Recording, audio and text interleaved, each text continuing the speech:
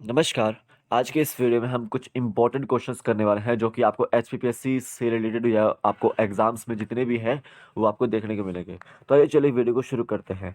First question देखते हैं। Which of the following state government plan to redevelop Sabarmati आश्रम?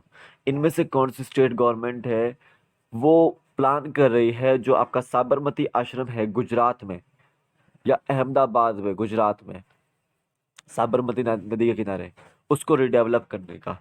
तो 1200 करोड़ का ये प्लान है।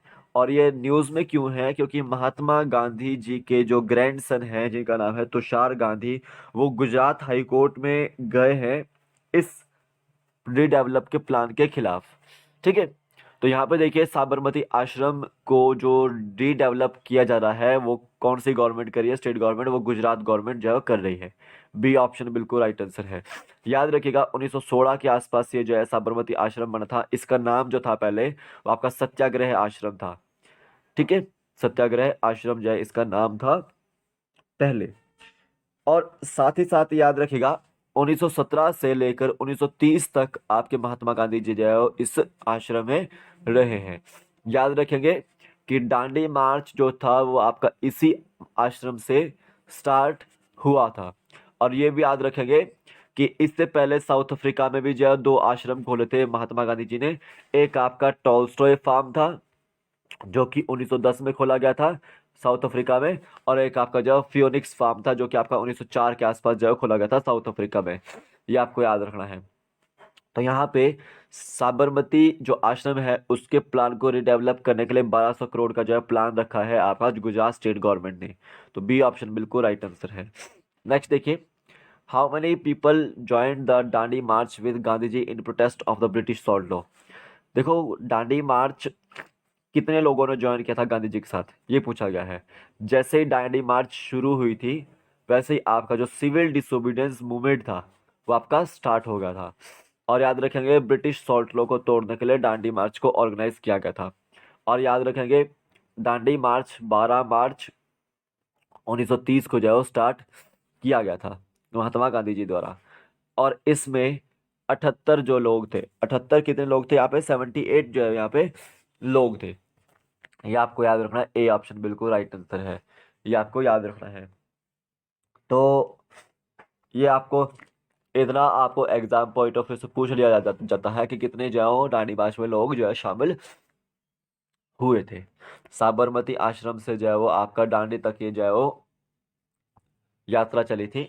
और दांडी जाकर जो है नमक कानून को जो है तोड़ा गया था महात्मा गांधी जी द्वारा। तो यहाँ पे ए ऑप्शन बिल्कुल राइट आंसर है। तो शुभम जीके ट्रिक एप्लीकेशन को डाउनलोड कीजिएगा। लिंक उसका डिस्क्रिप्शन बॉक्स में भी डाला हुआ है। आप प्ले स्टोर से भी जाओ, सर्च करके जाओ, डाउनलोड कर सकते हैं। यहाँ पे आपको मॉडर्न हिस्ट्री के नोट्स मिल जाएंगे जो कि आपको रिवीजन नोट्स है एक तरह से इंग्लिश मीडियम में। तो आप उसको जो है परचेज कर सकते हैं इन सभी एग्जाम्स के लिए। और साथ साथ में जैसे आपके अलाइड सर्विस एग्जाम में जो है वो महात्मा गांधी के प्रिंसिपल्स आ जाते हैं या फिर जो है नायब तहसीलदार एग्जाम में महात्मा गांधी से रिलेटेड जो है टीचिंग्स आ जाती है, तो यहाँ पे उसके भी नोट्स मैंने प्रिपेयर किए हैं तो आप उसको भी जो है देख सकते हैं। ठीक है। और आपको काफ़ी जो है लाभदायक यहाँ पे रहेगा ये नोट्स। और आप लाइव सेशन में भी मेरे साथ जो है शाम को 5 बजे जुड़ सकते हैं शुभम जी के ट्रिक एप्लीकेशन के अंदर। डेली मेरी वीडियोस आप देख सकते हैं। और जो यूट्यूब की वीडियोस है वो तो आप मेरी डेली ही देखिए क्योंकि मैं वहाँ पे आपको जो है नायब तहसीलदार की जो है तैयारी करवा रहा हूँ अभी। तो आप उसको जो है देखिएगा अच्छे से। बिल्कुल बेसिक करंट अफेयर्स में यहाँ पे करा रहा हूँ। और साथ ही साथ जो है वो लाइव सेशन में आप जुड़ सकते हैं मेरे साथ शाम को 5 बजे शुभम जी के ट्रिक ऐप के अंदर। वहाँ पे चैट सेक्शन भी है। आप मुझे बोलिएगा कि मुझे लाइव सेशन में जुड़ना है तो आपको मैं चैट सेक्शन में जो है उसे जो है लाइव सेशन में जो है डेली जोड़ दूंगा। ठीक है।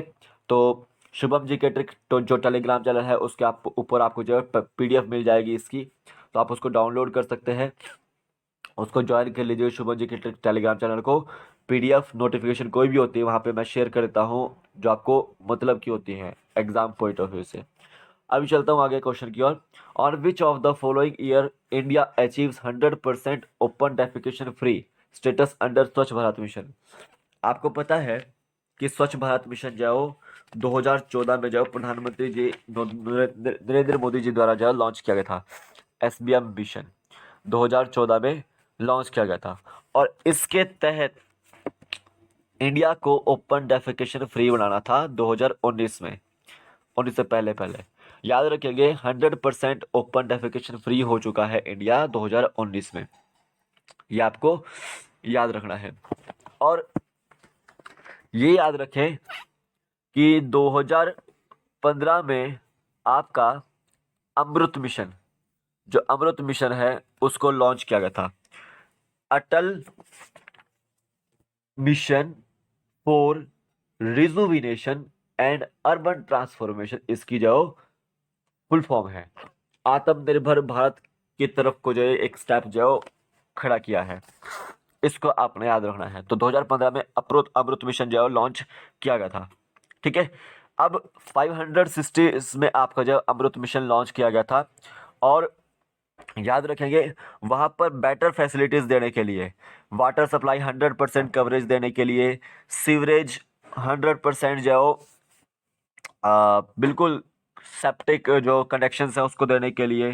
ठीक है, तो ये पेयजल सर्वेक्षण जो यहाँ पे किया जाएगा ताकि हम जाओ कंपटीशन जाओ सिटीज में जाओ प्रमोट कर सकें। ठीक है, तो यहाँ पे जाओ अमृत मिशन जाओ 2015 में लॉन्च जाओ किया गया था। और याद रखेंगे 2021 में स्वच्छ भारत मिशन अर्बन 2.0 जो है लॉन्च किया गया। ठीक है, 100% गार्बेज फ्री सिटीज बनाई जाएगी इससे, और 100% वाटर सप्लाई जो है वो इससे की जाएगी। तो ये आपको याद रखना है। तो 100% ओपन डेफिकेशन फ्री जो है स्वच्छ भारत मिशन के तहत कब हो गया है भारत? 2019 में। सी ऑप्शन बिल्कुल राइट आंसर है। नेक्स्ट देखिए, which of the following statement is correct, इनमें से कौन सी स्टेटमेंट जो है वो करेक्ट है? तो यूनियन गवर्नमेंट जो है उन्होंने अप्रूव किया है अमृत 2.0 मिशन को टिल 2025-26 तक। ठीक है, 2025-26 तक जाओ उसको अप्रूव किया है अमृत मिशन को। Atal mission for resolution and urban transformation mission को 2025-26 तक जाओ उसने अप्रूव किया है सेंट्रल गवर्नमेंट ने या यूनियन गवर्नमेंट ने।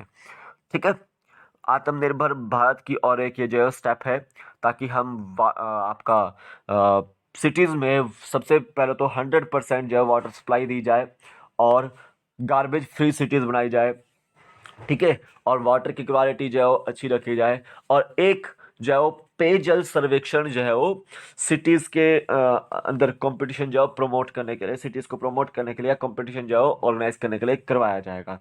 ठीक है, और यहाँ पे याद रखेंगे 500 सिटीज़ को यहाँ पे पहले कवर अप किया जाएगा। 500 जो सिटीज़ हैं उसको पहले जाओ Atal mission for rejuvenation and urban transformation के तहत जो कवर अप किया जाएगा।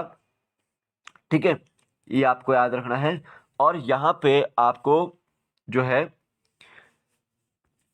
टोटल जो इंडिकेटिव आउटले दिया गया है 2,77,000 करोड़ का जो यहाँ पे टोटल जो इंडिकेटिव आउटले यहाँ पे जो दिया गया है।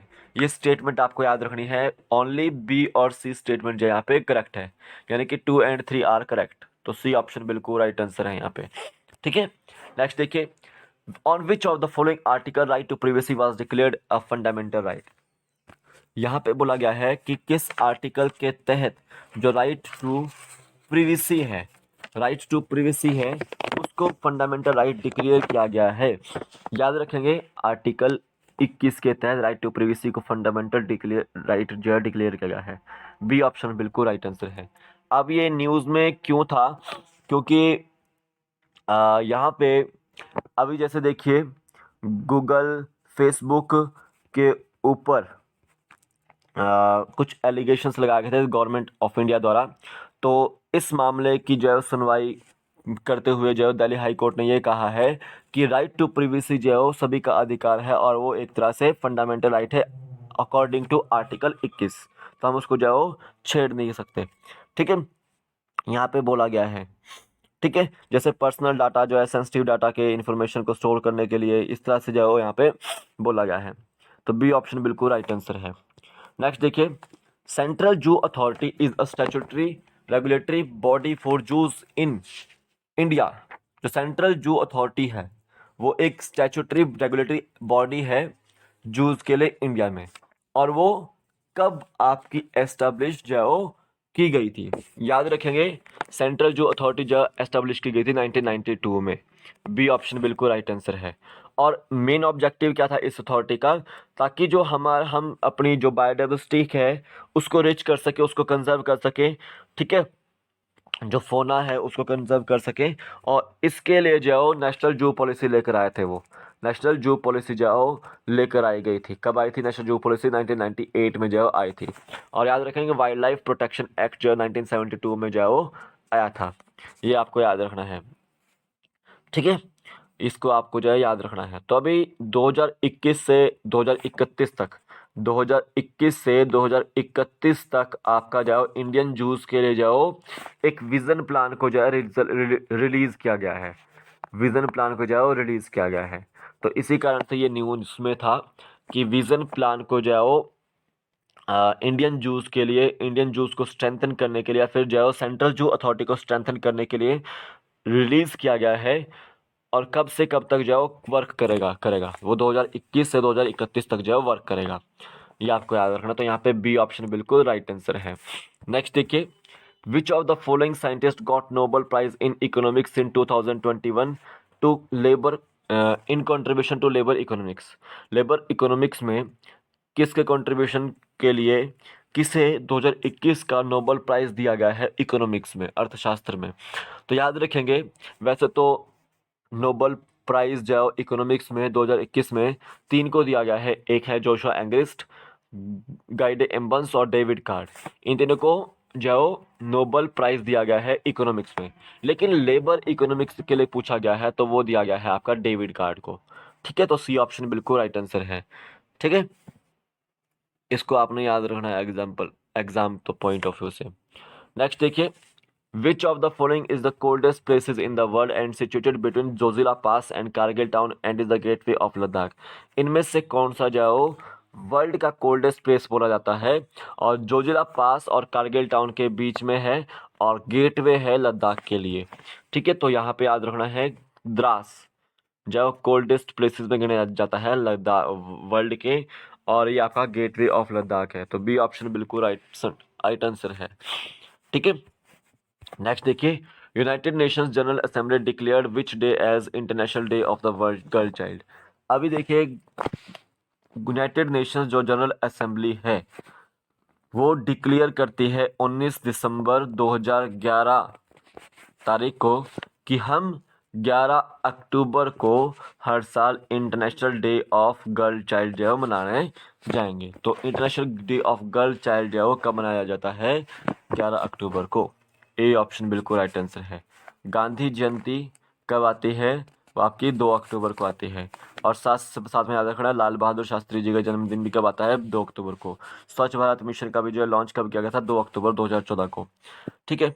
10 दिसंबर को हम हर साल नोबेल प्राइज देते हैं, ये आपको याद रखना है। और अक्टूबर में जो है नोबेल प्राइज का जो आपका अनाउंसमेंट होता है, ये आपको याद रखना है। आपको याद रखना है हिमाचल प्रदेश पूर्ण राज्यत्व दिवस जो कब मनाया जाता है? 25 जनवरी को, याद रखना है आपको। तो यहाँ पे international day of girl child कब आता है? 11 अक्टूबर को। नेक्स्ट देखिए, who is the current prime minister of Japan? Japan के करंट प्राइम मिनिस्टर, तो नफ्ताली बेनेट आपके इजराइल के करंट प्राइम मिनिस्टर हैं। और जो बाइडेन आपको याद रखना है ये अमेरिका यूएसए के जो प्रेसिडेंट है। फूमियो किशिदा आपके प्राइम मिनिस्टर ऑफ जापान है, ठीक है। और बोरिस जॉनसन आपके जो प्राइम मिनिस्टर ऑफ आपका यूके है, ठीक है, याद रखना। तो यहाँ पे सी ऑप्शन बिल्कुल राइट आंसर है। तो ये थे आज आपके टॉप 10 क्वेश्चंस। आई होप आपको समझ आए हो। इंपॉर्टेंट क्वेश्चंस थे आपके एग्जाम पॉइंट ऑफ व्यू से, और ये आपको कहीं ना कहीं एग्जाम में देखने को मिल जाते हैं और बिल्कुल डिटेल वाइज मैंने आपको करवाए हैं। ये नोट्स आप परचेज कर सकते हैं। तो अभी के लिए फिलहाल इतना ही है। कल फिर मिलूंगा एक नए वीडियो के साथ। तब तक के लिए जय हिंद, जय भारत। आपका दिन शुभ हो। जय हिंद।